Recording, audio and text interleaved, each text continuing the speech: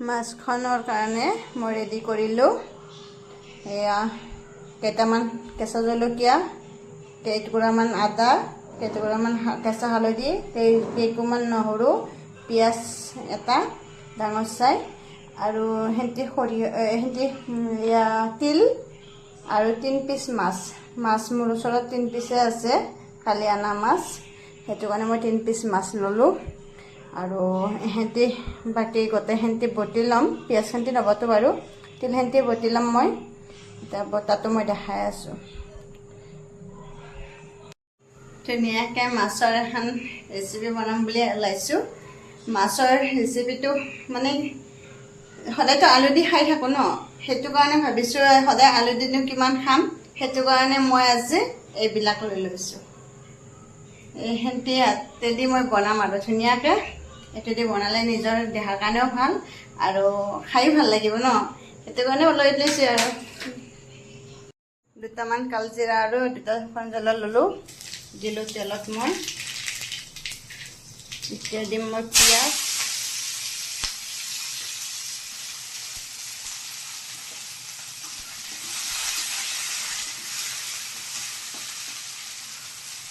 মাছ ভাজি থৈ দিলোঁ ইয়াতে 3 পিচ, তাৰপিছতে আদা, নহৰু, হালধি, জালুক গোটেইখিনি ইয়াতে বটি লৈছোঁ মই। এতিয়া এহেঁতি ৰঙা হোৱালৈকে মই অলপ ভাজি থাকিম। ইয়াতে মই নিমখ দিলোঁ, মানে হালধি মই নেদাওঁ ইয়াতে, কাৰণ তাতে কেঁচা হালধি বটি লৈছোঁ ন, সেইটো কাৰণে মই হালধিটো তাতে হৈ যাব।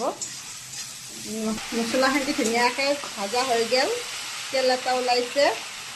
যিহেতু ৰাতি বনাইছোঁ, ভিডিঅ'টো বহুত ভালকৈ ক্লিয়াৰ অহা নাই, তো মই এতিয়া বটি লোৱা তিলখিনি এতিয়াও দি দিওঁ।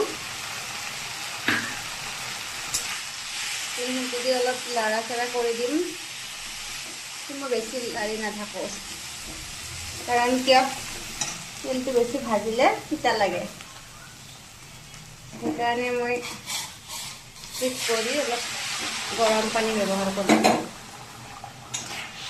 আপোনালোকে ঠাণ্ডা পানীও দিব পাৰে, ঠাণ্ডা পানী দিলেও একো নাই, কিন্তু মই মানে গৰম পানী দিলে অলপ সোনকালে হওক বুলি দিলোঁ আৰু।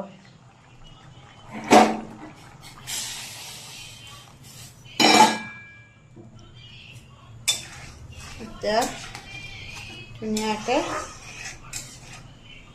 পানী পৰিমাণ মতন দি দিলোঁ, পানীটো আঞ্জাটো ধুনীয়াকৈ উতল আহিছে। তাৰপিছত মই মাছখিনি ইয়াতে দি দিলোঁ। হৈ গ'ল মোৰ কেঁচা হালধি আৰু তিলেদি বনোৱা মাছৰ চব্জিটো, এয়া ধুনীয়াকৈ এতিয়া মই খাই লওঁ।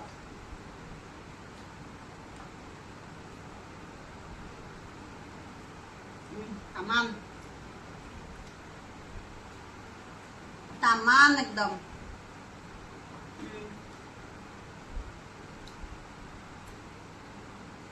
মজা আছে। আপোনালোকৰ খাই চাব, এনেকৈ বনাই পেলাই, খালেহে গম পাব, নাখালে গম নাপায়।